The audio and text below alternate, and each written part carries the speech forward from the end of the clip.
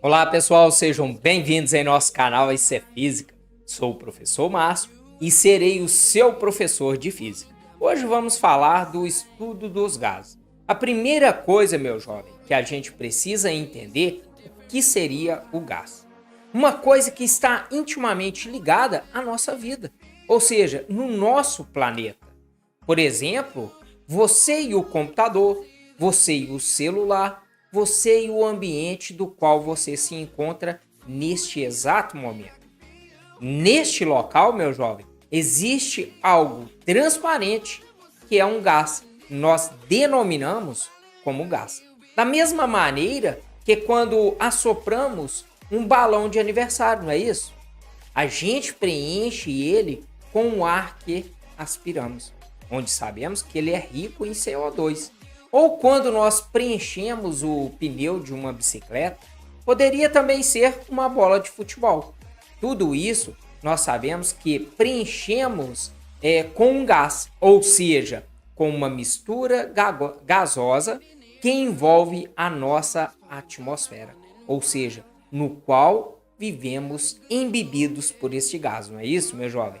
E para a gente tentar entender todas essas entidades que preenchem, seja a bola de futebol, o balão de aniversário e o ar que está à nossa volta, que respiramos e sentimos também quando sopramos a nossa palma da mão, esse ar vai fluir sobre a nossa pele, não é isso mesmo? E é dessa coisa invisível, e lembrando que nem todo gás é invisível, mas é dessa coisa da qual nós estamos embebidos a todo momento que nós queremos compreender e estudar nessa nossa aula. Vamos entender isso melhor? Então vem comigo. Were those gonna lift me up this time? You were the only one who got me tripping up inside. All the words you told me.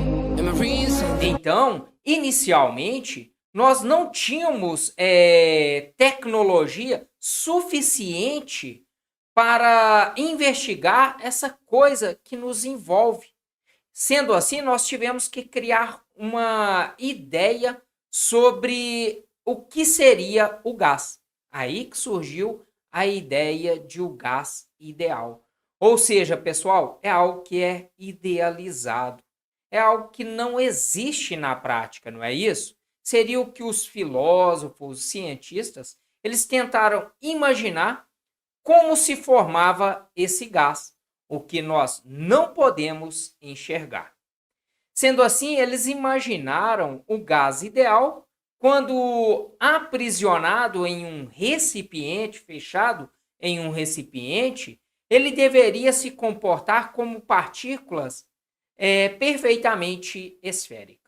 Essas partículas perfeitamente esféricas, elas estariam em um movimento aleatório, ou seja, cada uma se deslocando para um determinado local dentro do meu recipiente e com velocidades diferentes. E este movimento ficou conhecido como movimento browniano, certo?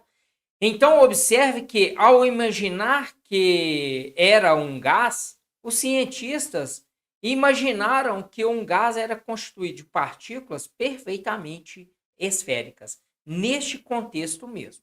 Essas partículas, elas se chocavam de maneira perfeitamente elástica, ou seja, sem perder a energia. Outra coisa é o tempo de contato entre essas partículas e o recipiente. E isso acontecia em um intervalo de tempo muito curto. Ou seja, pessoal, o tempo em que elas transladavam, ou seja, transladam, se movimentam de um lado para o outro, antes de se chocar com o recipiente ou contra outra partícula, é muito menor do que o tempo de contato. Sendo assim, o tempo de contato é muito pequeno em comparado com o tempo em que elas se movimentam. Essas são as ideias básicas que compõem a ideia de um gás. É claro, pessoal, que essa ideia de gás não nasceu assim. Durante a história, os filósofos foram refinando ela para que a ideia correspondesse aos gases reais. Ou seja, existem gases no mundo, os gases reais. E para a gente compreender esses gases reais, surge uma ideia, ou seja, um gás ideal. Sendo assim, os gases reais são aqueles que existem. Por exemplo, o oxigênio, o nitrogênio, dióxido de carbono e a própria nossa, né, atmosfera, que é uma mistura de gases como o hélio, o xenômio, os gases nobres, que são formados por um único átomo. Então, esses gases que existem são chamados de gases reais. Bem simples. Bom dia, Pedrinho! É claro que essa ideia de um gás ideal é uma boa ideia. Só que nem sempre um gás real se comporta como um gás idealizado, meu jovem. Às vezes, um gás real se comporta de uma maneira diferente.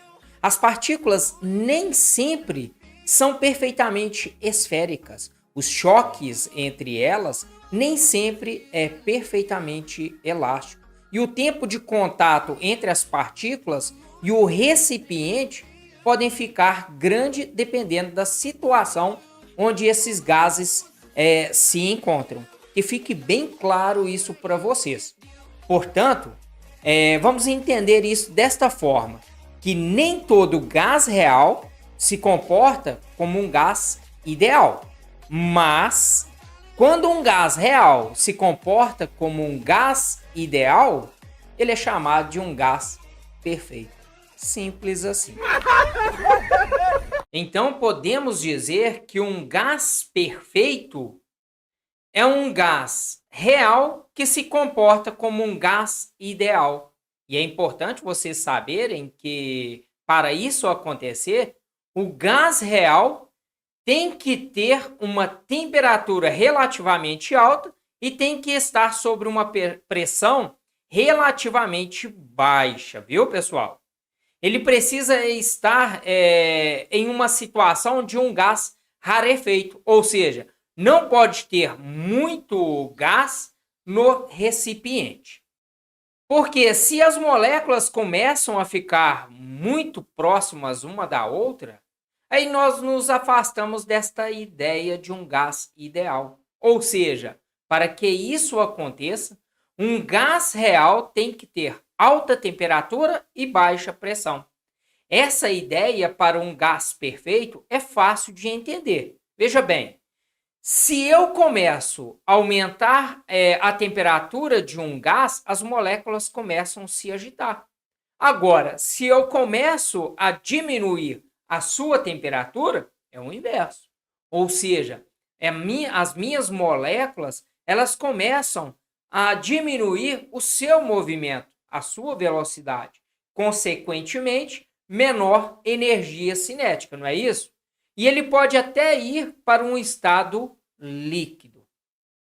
Portanto, é bem fácil perceber que para um gás ter uma cara de gás, ele não pode estar muito frio, porque senão as suas moléculas elas começam a se agrupar, né? A aproximar uma da outra. Aí ele pode ficar muito próximo do comportamento de um líquido.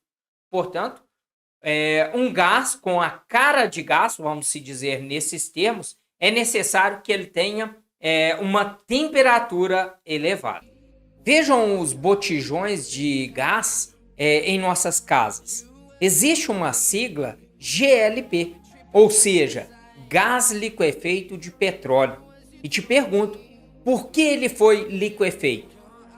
É porque, meu jovem, o gás ele foi exprimido.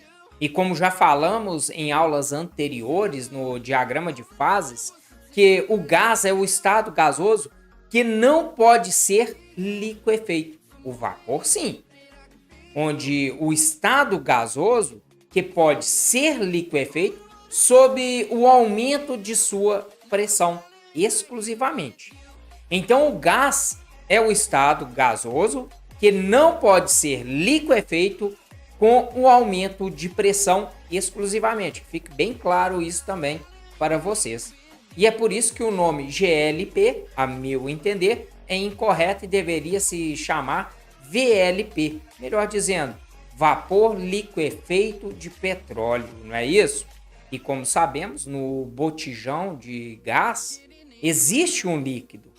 E quando este líquido vai para a atmosfera, ou seja, na boca de um fogão, ele não vem espirrando, né, esse líquido na boca do fogão, não é isso?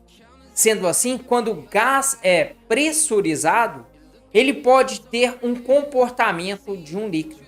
É o caso dos botijões de gás. Se vocês tiverem dúvida a respeito disso que eu estou falando com vocês, né, eu peço para pegar um isqueiro. Vou dar um exemplo aqui de um isqueiro. É o caso dos botijões. Veja que no interior deste isqueiro nós temos um líquido.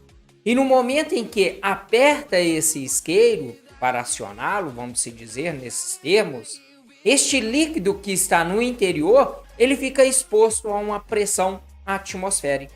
Aí o gás que está dentro do isqueiro, ou seja, sobre uma baixa pressão, vem para fora da nossa atmosfera. Meu jovem, isso é o que eu tenho para hoje. Espero que vocês tenham gostado. Se gostou, não esqueça não. Deixa aí o seu like, é muito importante esse reconhecimento da nossa aula, que foi importante para você. Divulgue para outras pessoas, pois assim você estará colaborando para que esse projeto possa crescer. Um meu grande abraço, fique com Deus e até a nossa próxima aula.